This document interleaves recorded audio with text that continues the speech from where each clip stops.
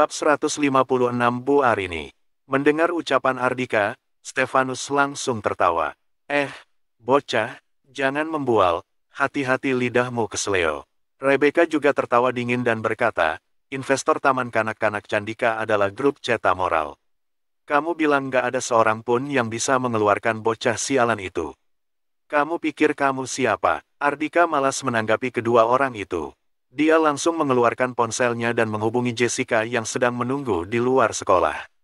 Jessica, apa kamu tahu grup Ceta Moral? Siapa bos mereka? Pak, Anda nggak pernah dengar nama grup Ceta Moral. Jessica merasa agak heran. Namun, dia buru-buru berkata, Arini adalah presidir grup Ceta Moral. Dia membuka perusahaan itu bersama orang lain. Perusahaan itu milik Arini. Ardika benar-benar tidak menyangka, pemilik perusahaan itu adalah Arini. Sebelumnya, dia sama sekali tidak tertarik untuk mengetahui wanita itu membuka perusahaan apa dan menjalankan bisnis sebesar apa. Sekalipun dia adalah orang paling kaya, dia tetap harus berlutut dan meminta maaf di depan batu nisan delfin. Ardika berkata, hubungi Arini dan suruh dia datang ke sini sekarang juga. Selesai berbicara, dia langsung memutuskan sambungan telepon. Siapa Arini? Melihat Ardika memberi perintah dengan ekspresi tegas seperti itu, Rebecca tertegun sejenak. Dengan ekspresi aneh yang sulit dideskripsikan dengan kata-kata, Stefanus berkata, bukankah saat acara tahunan perusahaan sebelumnya kamu sudah pernah bertemu dengannya? Dia adalah presidir grup Ceta Moral. Bu Arini, presidir perusahaan kalian. Rebecca sangat terkejut. Dia ingat kala itu Stefanus membawanya menghadiri acara tahunan perusahaan dan sosok Arini yang berpidato di atas panggung. Dalam acara tersebut, wanita itu sangat mendominasi dan memancarkan aura layaknya seorang ratu. Hei, sebenarnya siapa kamu? Berani sekali kamu memerintahkan Bu Arini datang ke sini. Pertanyaan itu spontan saja keluar dari mulut Rebecca. Saat ini, dia sudah mulai merasa sedikit ketakutan.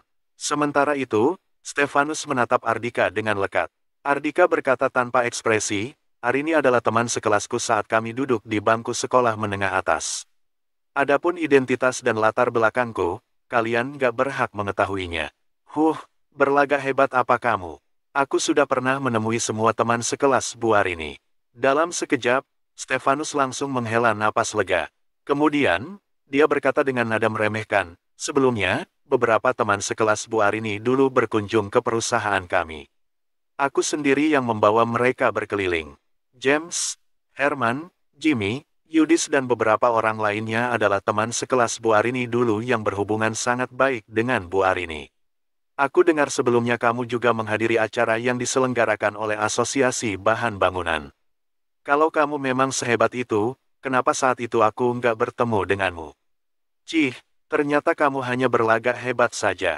Kamu bilang kamu mengenal Bu Arini, tapi apa dia mengenalmu? Rebecca juga ikut tertawa dingin. Begitu dia selesai berbicara, terdengar suara sepatu bak tinggi yang tergesa-gesa dari arah luar. Sesaat kemudian, seorang wanita muncul di depan pintu ruangan. Seolah-olah berlari sepanjang jalan, rambutnya tampak berantakan. Saking kelelahan, kedua tangannya bertopang pada gagang pintu dan napasnya tersengal-sengal. Ardika, aku sudah datang. Begitu wanita itu mendongak, akhirnya semua orang melihat parasnya dengan jelas. Bu Arini. Pada saat bersamaan, kepala Stefanus dan Rebecca langsung berdengung, seolah-olah sudah hampir pecah. Penampilan Arini saat ini sangat berbeda dengan biasanya.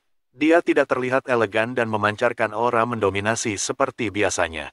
Kalau bukan karena wanita itu berdiri tidak jauh dari hadapan mereka, mereka masih mencurigai mereka. Sendiri sudah salah mengenali orang. Selain itu, Arini tampak sangat takut pada Ardika, seolah-olah khawatir telat muncul di hadapan pria itu satu detik pun. Sebenarnya siapa pria itu? Kamu datang lumayan cepat juga. Ardika juga agak terkejut dengan kecepatan Arini ke sini. Dia baru saja memutuskan sambungan teleponnya sekitar 1 menit yang lalu, tetapi Arini sudah muncul di hadapannya.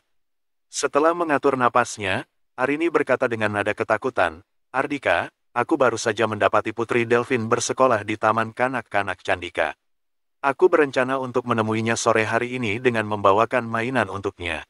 Lalu, aku akan mengunjungi orang tua Delfin dan meminta maaf pada mereka. Tapi, saat aku baru tiba di depan gerbang sekolah, aku sudah menerima panggilan telepon dari Jessica. Dalam acara kemarin, setelah melihat dengan mata kepalanya sendiri betapa besarnya kekuatan Ardika, Arini sudah ketakutan setengah mati. Setelah dia diusir dari lokasi acara, dia baru tahu Jenny, James dan beberapa orang teman lamanya sudah ditangkap. Saat bersyukur dirinya bukanlah anggota asosiasi bahan bangunan, dia juga merasa gelisah. Dia takut Ardika datang membalasnya. Karena itulah, dia memutuskan untuk berinisiatif meminta maaf dan memberi kompensasi kepada keluarga Delphine. Dia berharap dengan upayanya ini dia bisa memberi kesan baik pada Ardika. Saat ini, asistennya berlari dengan tergesa-gesa sambil membawa beberapa bungkusan makanan ringan dan mainan. Ardika tahu wanita itu tidak berbohong padanya. Dia berkata dengan dingin, anak perempuan dalam pelukanku ini adalah Putri Delphine. Sebelum kamu datang, petinggi perusahaanmu dengan arogan mengatakan mau mengeluarkannya dari sekolah ini. Seharusnya kamu sudah tahu apa yang harus kamu lakukan. Bab 157 masuk dalam daftar hitam industri pendidikan. Begitu mendengar ucapan Ardika, tubuh Arini refleks gemetaran. Dia mengamati sekeliling. Saat inilah dia baru menyadari keberadaan Stefanus. Dalam sekejap, dia langsung menatap pria itu dengan dingin dan berkata, Stefanus, berani sekali kamu mau mengeluarkan Nona Livy. Saat ini, Ardika sedang memeluk Livy dengan penuh kasih sayang. Dia tahu betapa pentingnya keluarga Delphine dalam lubuk hati Ardika. Dasar Stefanus sialan, benar-benar cari mati saja. Stefanus sudah terkejut setengah mati. Begitu mendengar pertanyaan yang dilontarkan oleh Arini, dia langsung membungkuk dan berkata, Bu Arini, aku nggak sengaja. Plak, Arini langsung melayangkan tamparan ke wajah pria itu. Dalam sekejap, jejak 5 jari berwarna merah cerah tampak jelas di wajahnya. Mulai sekarang, kamu dipecat. Ah, sambil memegang wajahnya, Stefanus langsung tercengang. Tadi, dia yang berlagak mau mengeluarkan Livy dari sekolah. Siapa sangka sekarang dia sendiri yang dikeluarkan dari perusahaan. Posisi petinggi grup cetak moral dengan penghasilan tahunan sebesar miliaran lenyap begitu saja.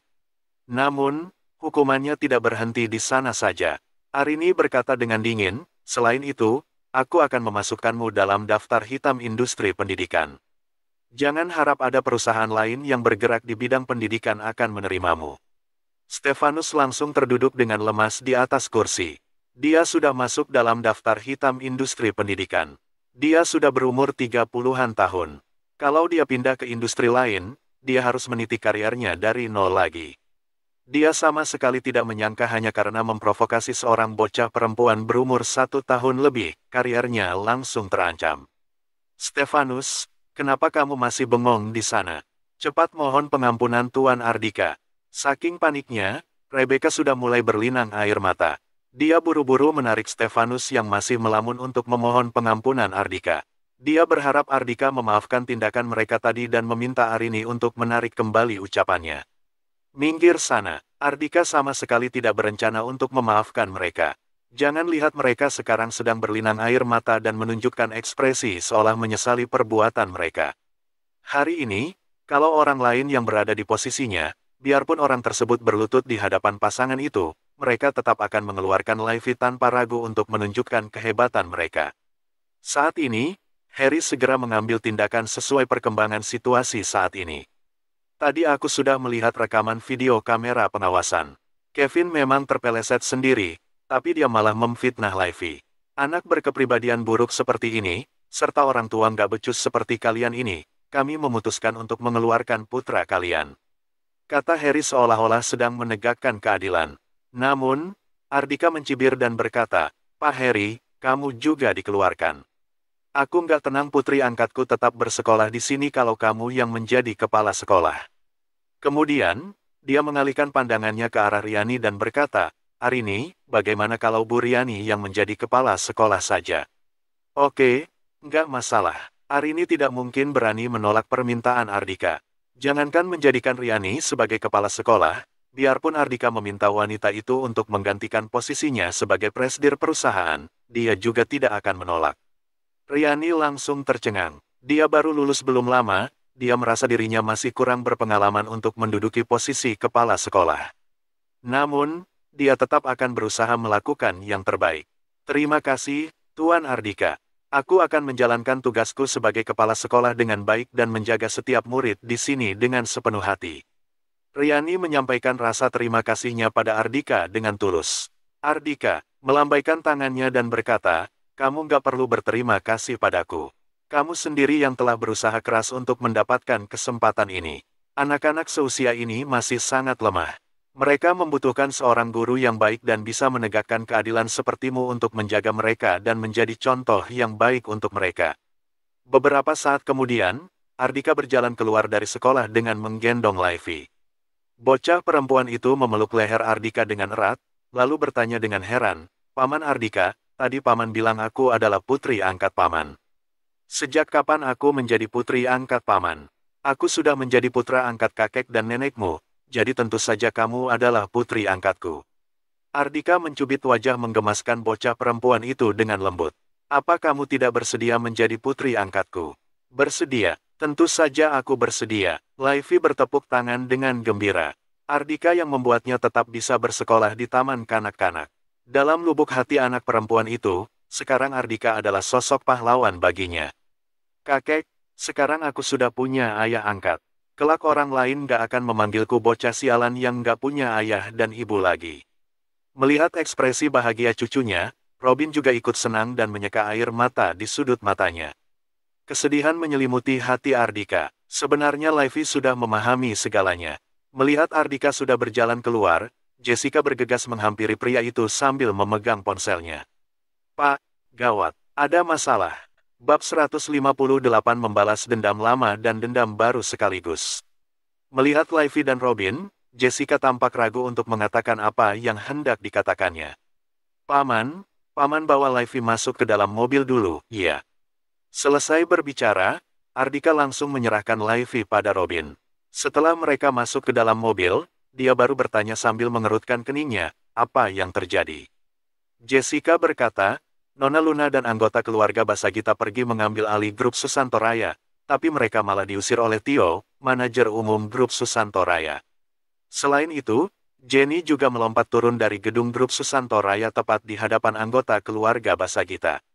Saat Jenny tewas bunuh diri dengan melompat dari ketinggian, Tony yang sedang dirawat di rumah sakit juga tewas setelah melompat dari gedung rumah sakit."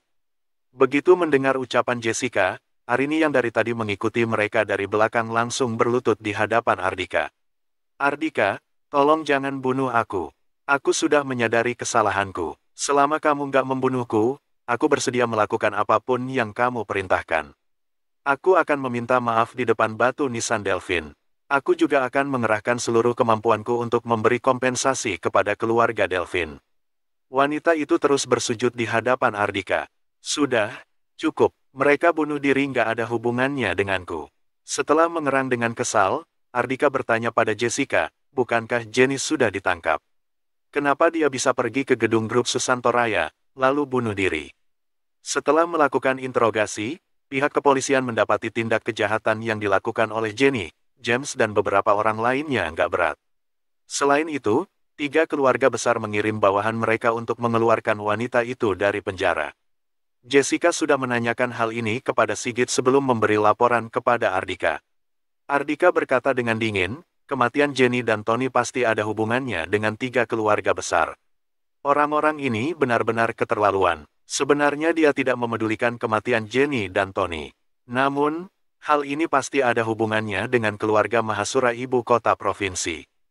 Kemarin dia baru memerintahkan anak buahnya untuk mengantarkan peti mati berisi mayat Budi ke kediaman keluarga Mahasura. Keluarga Mahasura ibu kota provinsi langsung menginstruksikan 3 keluarga besar membunuh kedua orang ini untuk menakut-nakutinya. Ternyata peringatan yang diberikannya kepada keluarga Mahasura berupa kehancuran asosiasi bahan bangunan masih belum menyadarkan mereka. Keluarga Mahasura masih belum berencana untuk datang dan meminta maaf. Jessica berkata, "Pak Ardika, Pak Sigit sudah mengirim anak buahnya untuk melakukan olah tempat kejadian perkara, tapi nggak ditemukan bukti pembunuhan di kedua lokasi tersebut. 3 keluarga besar memiliki kekuasaan yang besar di kota Banyuli. Mereka memiliki 1000 macam cara untuk mencabut nyawa Tony dan Jenny, tetapi mereka memiliki cara yang tragis dan terang-terangan untuk menakuti Ardika. Namun, Ardika sama sekali tidak menganggap serius ancaman mereka. Lalu, ada apa dengan grup Susanto Raya?" Tanya Ardika. Jessica sudah melakukan penyelidikan dengan jelas. 3 keluarga besar satu langkah lebih cepat. Mereka sudah mengambil alih grup Susanto Raya. Tio, manajer umum grup Susanto Raya berdiri di pihak mereka. Renaldi, Handi dan Melia adalah generasi muda paling unggul 3 keluarga besar ini. Mereka bertiga sudah menjadi anggota komisaris grup Susanto Raya. Saking kesalnya, Ardika tertawa ternyata 3 keluarga besar ini memang perampok. Kala itu, mereka merebut aset grup Agung Makmur, sekarang mereka malah berani merebut milikku. Dia yang menghancurkan asosiasi bahan bangunan dan membunuh Budi, tetapi pada akhirnya 3 keluarga besar ini yang mendapatkan hasilnya. Jessica berkata, Pak Ardika, Pak Henry mengatakan dia akan segera menemui 3 keluarga besar itu dan memaksa mereka untuk menyerahkan grup Susanto Raya. Enggak perlu, Ardika melambaikan tangannya dan berkata, hanya dalam kurun waktu beberapa hari saja, 3 keluarga besar kota Banyuli akan tinggal sejarah. Karena 3 keluarga besar ini sudah memilih untuk menjadi anjing keluarga Mahasura, maka mereka harus bersiap untuk menerima konsekuensinya. Biarkan mereka menguasai grup Susanto Raya beberapa hari dulu. Saat itu tiba, aku akan membuat mereka menyerahkan semua aset perusahaan itu beserta dengan bunganya. Ardika berkata, hal yang akan aku lakukan selanjutnya adalah memulai penyelidikan penyebab kematian Delvin. Baik, aku akan segera menyelidikinya. Setelah berpikir sejenak, Jessica berkata, tapi Pak Ardika, sepertinya kematian Delvin ada hubungannya dengan 3 keluarga besar. Kalau begitu, saat itu tiba aku akan membalas dendam lama dan dendam baruku sekaligus. Setelah melontarkan satu kalimat itu dengan dingin, Ardika berbalik dan masuk ke dalam mobil. Setelah mobil mewah itu melaju pergi, Arini baru berani bangkit dari tanah. Melihat mobil yang sudah melaju jauh itu, sorot mata ketakutan tampak jelas di matanya. Setelah mengantar Laifi pulang ke rumah, Ardika duduk di rumah keluarga Dharma sejenak. Dia membahas tentang membelikan rumah baru untuk mereka dan mendesak mereka untuk segera pindah lagi. Ardika bertanya dengan nada bercanda, Laifi, sebentar lagi kamu akan pindah ke rumah baru. Apa kamu senang? Ayah, aku nggak mau tinggal di rumah baru. Aku mau tinggal di rumah lama yang dibeli ayahku dulu. Di sana, ada ikan emas yang aku pelihara. Kata bocah perempuan itu dengan nada anak-anak sambil menggelengkan kepalanya. Bab 159 menjemput adik ipar. Rumah lama. Ardika mengalihkan pandangannya ke arah Robin dan Sally. Sambil menghela napas, Sally berkata, maksud Laifi adalah villa yang dibeli oleh Delvin saat dia baru kembali ke kota Banyuli. Sejak mulai punya ingatan, dia sudah tinggal di sana. Saat itu, keluarga mereka yang beranggotakan 5 orang tinggal di sana. Elsie memelihara banyak hewan kecil untuk Laifi. Jadi, kesan Laifi terhadap tempat itu sangat dalam. Bocah perempuan itu bahkan sering memimpikannya tinggal di sana bersama orang tuanya. Robin berkata, jangan membahas villa itu lagi. Sejak Delvin tertimpa masalah, villa itu sudah disita oleh pihak bank. Sekarang pasti sudah ada pemilik barunya. Sally langsung menutup mulutnya, kilatan kerinduan melintas di matanya. Saat itu keluarga mereka yang beranggotakan 5 orang sangat bahagia. Diam-diam Ardika mengingat hal ini dalam hatinya. Setelah meninggalkan rumah keluarga Dharma, dia meminta Jessica untuk memeriksa situasi villa itu sekarang. Karena Laifi ingin tinggal di rumah lamanya, maka Ardika tidak akan terburu-buru membelikan rumah baru untuk mereka. Setelah mengantar Ardika kembali ke kompleks Villa Bumantara, Jessica baru pulang. Ardika, berani sekali kamu pulang lagi. Karena kamu berbohong, kami sudah hampir mati dimarahi oleh anggota keluarga Basagita. Begitu Ardika memasuki pintu, Desi langsung mengerutkan keningnya sambil memarahi pria itu. Kemarin, sepulang Ardika ke rumah, dia mengatakan bahwa grup Susanto Raya sudah dikembalikan kepada keluarga Basagita dan meminta Luna membawa anggota keluarga Basagita untuk mengambil alih perusahaan itu hari ini. Setelah mendengar berita bahagia ini, tentu saja Desi sangat senang. Dengan memberi kontribusi sebesar ini, dia sudah bisa menghadapi anggota keluarga Basagita dengan percaya diri. Namun, siapa sangka saat sore hari ini anggota keluarga Basagita pergi untuk mengambil alih grup Susanto Raya, mereka malah diusir di depan umum. Hal ini sudah menyebar ke seluruh kota Banyuli. Sekarang keluarga Basagita kembali menjadi bahan tertawaan lagi. Tadi, Jaki dan Desi baru dibombardir oleh panggilan telepon anggota keluarga Basagita dan dimarahi setengah mati. Ibu, ini bukan salah Ardika. Tiga keluarga besar yang tiba-tiba merebut dan mengambil alih grup Susanto Raya. Kakek dan yang lainnya nggak berani mencari masalah dengan mereka. Karena itulah, mereka menjadikan keluarga kita sebagai pelampiasan amarah. Saat ini, Luna berjalan keluar dari kamar. Melihat ibunya memarahi Ardika lagi dan Ardika tetap diam saja dimarahi, dia buru-buru keluar untuk membela suaminya. Desi mendengus dan berkata, siapa suruh kemarin dia berbicara sembarangan di hadapan anggota keluarga basa kita. Kalau dia nggak berbicara sembarangan, apa kakekmu dan yang lainnya akan menjadikan kita sebagai pelampiasan amarah mereka? Melihat putrinya begitu membela Ardika, dia merasa sangat tidak senang. Seperti kata pepatah, putri yang sudah menikah, sudah menjadi milik orang lain. Jelas-jelas Ardika adalah menantu kawin masuk keluarga kita. Tapi, Luna, kamu selalu saja membela orang luar. Untung saja besok putra kesayanganku sudah libur sekolah dan akan pulang ke rumah. Nggak lama lagi akan ada orang yang membelaku. Jaki tidak pernah mengomentari hal ini, sedangkan Luna selalu membela Ardika. Di rumah ini, Desi merasakan dirinya seolah sendirian tanpa bantuan siapapun. Makin melihat Ardika, dia makin tidak menyukai menantunya itu. Luna yang dikatai seperti itu oleh ibu kandungnya merasa sangat sedih. Ibu, siapa bilang aku membela orang luar? Jelas-jelas setiap kali ibu selalu melampiaskan amarah ibu pada Ardika. Ibu selalu memarahinya dengan kasar, tapi apa dia pernah membantah ibu? Apa aku harus diam saja melihat suamiku dimarahi seperti itu? Memang kenapa kalau aku memarahinya? Dia hanyalah seorang pecundang. Desi langsung memelototi putrinya. Melihat ada tanda-tanda pertengkaran besar akan terjadi, Ardika buru-buru berkata, sayang, jangan mengatai ibu lagi. Sudah benar ibu melampiaskan amarahnya padaku. Sebagai seorang menantu, bukankah sudah sepantasnya aku menerimanya? Siapa sangka Desi tetap tidak bisa membaca situasi dan tidak peduli. Hah, ya benar, kamu memang pandai berbicara dan pandai berpura-pura menjadi orang baik, sedangkan aku adalah orang jahat. Setelah memelototi Ardika, Desi mengeluarkan ponselnya dan menghubungi Handoko, putranya. Kemudian, dia memberi Luna sebuah tugas. Luna, besok kamu pergi jemput adikmu. Memang dia berapa tahun, apa mungkin dia bisa hilang? Gumam Luna dalam hati tanpa mengucapkannya secara langsung. Kalau tidak, Desi akan bertengkar dengannya lagi. Dia menoleh dan menyerahkan tugas ini kepada Ardika. Ardika, besok kamu tolong bantu aku jemput Handoko. Aku harus pergi ke bank untuk mengurus urusan pinjaman. Aku nggak punya waktu luang untuk menjemput Enfa.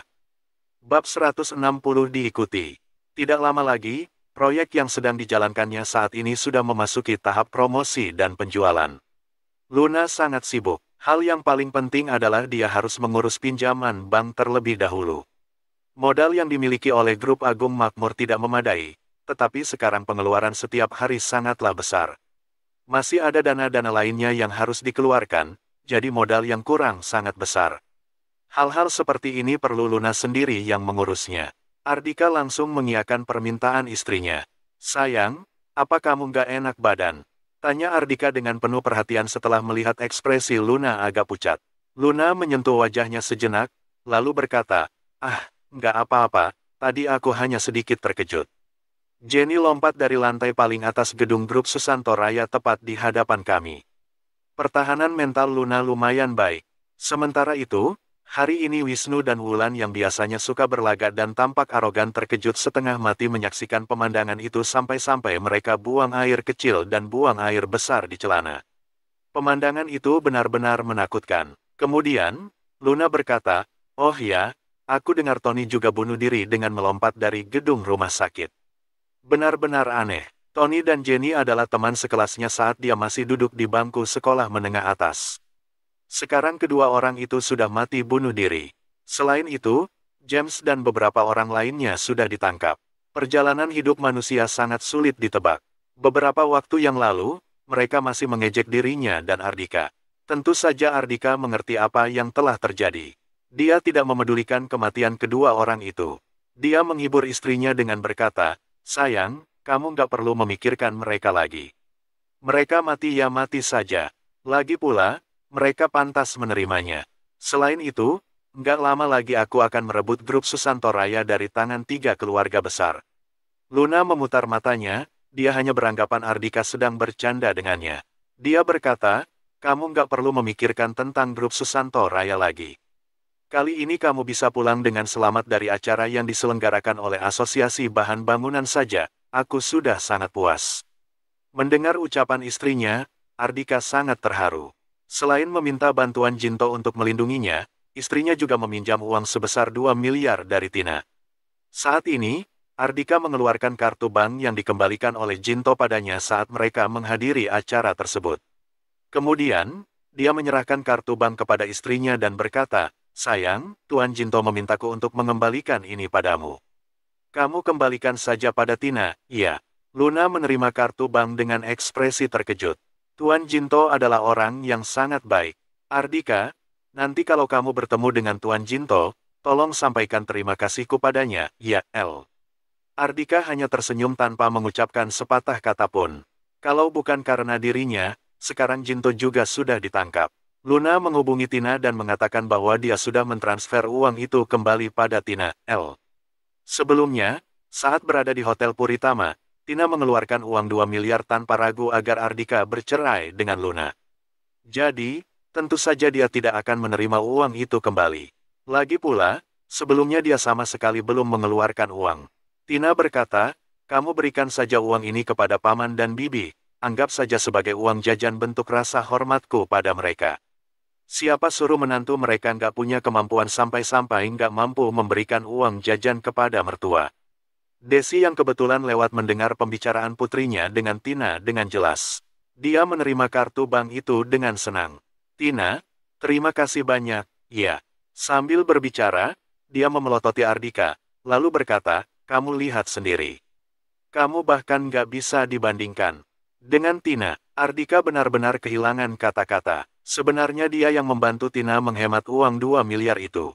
Keesokan harinya, Luna pergi mengurus urusan pinjaman, sedangkan Ardika tetap berada di rumah. Melihat waktu sudah hampir tiba, dia segera mengendarai mobil menuju ke stasiun kereta api untuk menjemput adik iparnya. Di luar stasiun kereta api, Ardika menghentikan mobilnya. Setelah menunggu selama beberapa saat, melalui kaca spion mobil dia melihat ada sebuah mobil yang berhenti di tempat parkiran berjarak beberapa mobil darinya. Dia segera keluar dari mobil, menghampiri mobil tersebut dan mengetuk kaca mobil tersebut.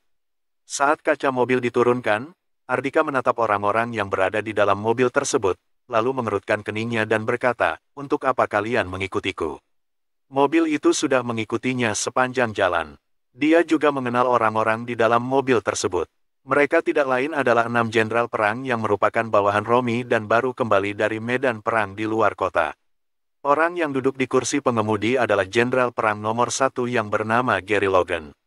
Dia berkata dengan penuh hormat, "Tuan, kami sudah mengikuti Tuan dengan sangat hati-hati. Aku nggak menyangka Tuan tetap menyadari keberadaan kami."